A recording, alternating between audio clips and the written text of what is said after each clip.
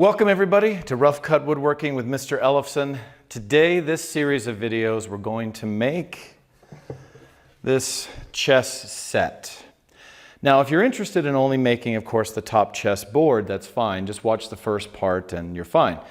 But I'm going to continue and put in the drawer as well as the feet and so forth. But parts of this thing that I wanted to stand out, they're going to teach you a very simple technique to put an inlay, this light piece of wood. It can be on the inside or the outside or in the middle, that's up to you.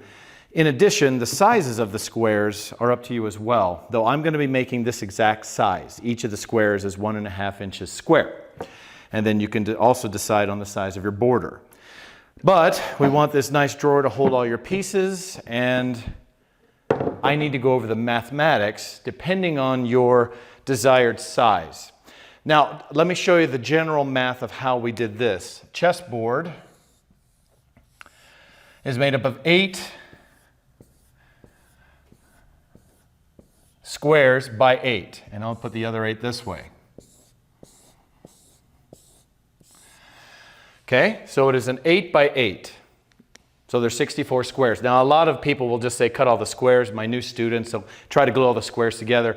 That's dang near impossible to do. And it just, they move around and it's no way to make it straight. So what we're going to do instead is cut this down to size and do it one step at a time in strips of wood.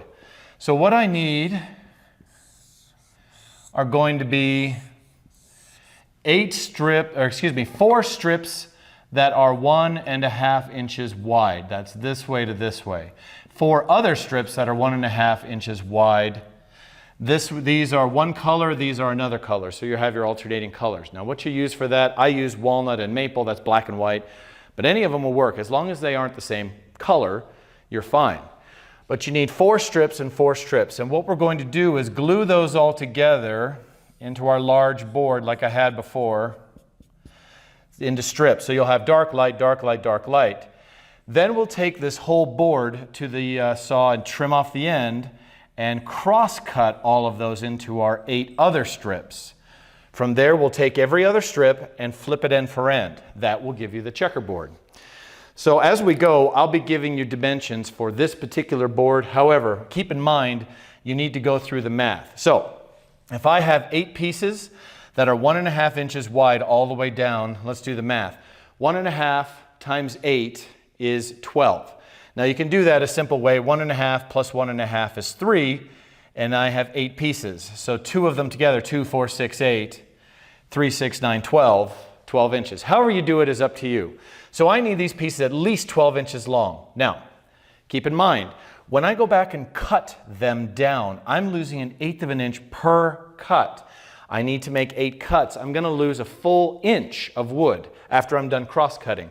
So I need to add on an extra inch, 13.